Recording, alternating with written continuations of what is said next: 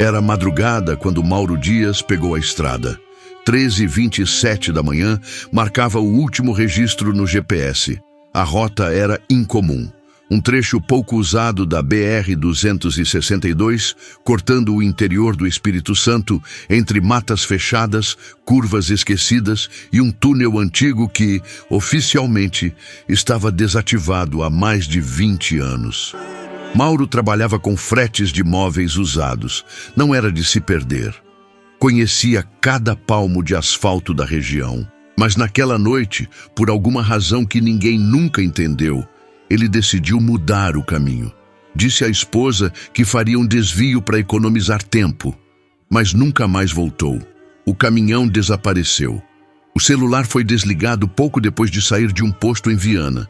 As câmeras mostraram ele abastecendo, pagando em dinheiro e saindo calmamente. Depois disso, nada. Nenhum registro, nenhum sinal de frenagem, nenhum vestígio de acidente. Mauro simplesmente sumiu da estrada, como se tivesse evaporado do mundo. A polícia abriu investigação. A família espalhou cartazes. Grupos de busca se formaram, mas em poucos meses o caso esfriou. E o nome dele virou estatística. Mais um desaparecido numa estrada onde o asfalto parece engolir gente viva. A esposa dele, Dona Cláudia, nunca aceitou. Toda semana visitava delegacias, ligava para hospitais, pedia ajuda em rádios comunitárias. Chegou a contratar um sensitivo. O homem, depois de visitar o trecho onde Mauro foi visto pela última vez, disse uma única frase: ele não saiu da estrada, a estrada é que saiu dele. Ninguém entendeu o que isso queria dizer, e o caso foi esquecido. 7 anos depois, em março de 2021, operários da rota realizavam uma varredura técnica em regiões da BR-262, onde antigos túneis e passagens haviam sido desativados. O objetivo era avaliar quais trechos poderiam ser reabilitados. Um desses pontos ficava a poucos quilômetros do local onde Mauro foi visto pela última vez. O túnel estava praticamente tomado pela mata. Galhos secos, cipós, o cheiro denso de terra molhada e abandono. Os operários precisaram cortar a vegetação com facões para acessar a entrada. O interior era escuro, úmido, e ainda exalava o mesmo tipo de silêncio que arrepia a pele da nuca. O tipo de silêncio que parece olhar de volta. Logo nos primeiros metros, eles sentiram o cheiro. Não era só de coisa morta, era algo mais pesado, algo que incomodava por dentro, como se o corpo soubesse que aquilo não era só podridão, era medo. Ao iluminar as laterais do túnel com lanternas, encontraram algo que nenhum deles esqueceria. Encostado à parede em posição fetal, estava um corpo mumificado naturalmente. A roupa era azul, um uniforme de motorista. No peito, ainda preso com um clipe metálico, um crachá desbotado. Mauro A. Dias. Mas o mais perturbador não foi o corpo. Foram as paredes, escritas em sangue seco, barro e carvão. Dezenas de frases cobriam o interior do túnel, todas repetidas, como se alguém tivesse entrado em surto. Frases como: eles estão me chamando pelo nome. O túnel respira quando fecho os olhos. Eu não estou sozinho aqui. Eles não me deixam sair. As mãos de Mauro estavam feridas, os dedos sem unhas, as falanges arranhadas, com sinais de tentativa de escavação. Mas o chão ao redor estava intacto. Nenhum sinal de que ele tentou fugir.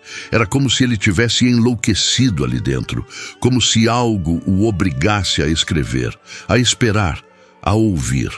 A perícia confirmou. Era mesmo Mauro. Estava ali havia pelo menos 6 anos.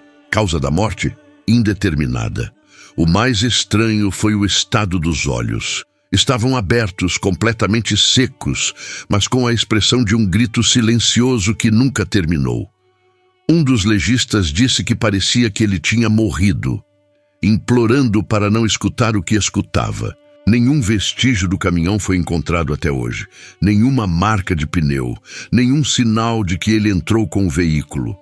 Só o corpo, as frases nas paredes e um pequeno papel dobrado 3 vezes dentro do bolso da camisa.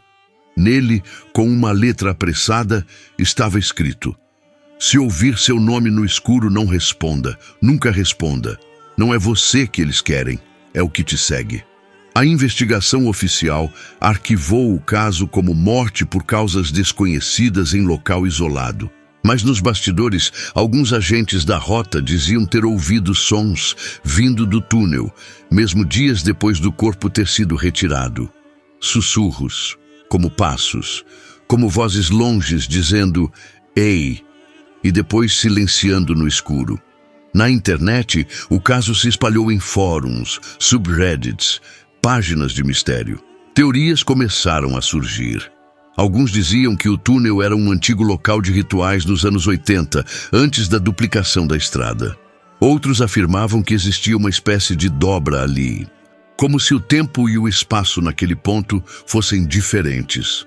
O mais comentado, porém, foi um relato de um antigo funcionário do DNIT, que pediu anonimato. Ele dizia que, em 1984, 3 adolescentes desapareceram naquele mesmo local. 2 corpos foram encontrados dias depois, completamente desidratados, com expressões de puro terror. Nas paredes, mensagens semelhantes. Depois disso, o túnel foi selado às pressas. E os registros? Sumiram dos arquivos oficiais. O mais perturbador veio semanas após a descoberta do corpo. Um dos operários que encontrou Mauro se isolou da família. Dizia estar ouvindo barulhos dentro da própria casa. Dizia acordar às 3h27 todas as madrugadas. E dizia que certa noite, do nada, o celular tocou. Número desconhecido. Quando atendeu, ouviu apenas a própria voz, chamando por ele. 3 semanas depois, foi encontrado morto, enforcado no sótão. No espelho do quarto, havia uma frase escrita com o próprio dedo, como se tivesse sido feito com poeira. O túnel veio comigo. E até hoje o caminhão nunca apareceu. Tem gente que diz que vê uma luz fraca vindo de dentro daquele túnel, como faróis presos num lugar onde o tempo não passa. Outros juram que sentem cheiro de queimado quando se aproximam. Há quem diga que o problema não era o túnel, mas quem ou o que estava esperando lá dentro. Porque às vezes a estrada não leva você para outro lugar, às vezes ela leva você para o fim de si mesmo. Agora me responde com sinceridade. Você realmente acha que isso é só uma história? Tem certeza de que está sozinho agora?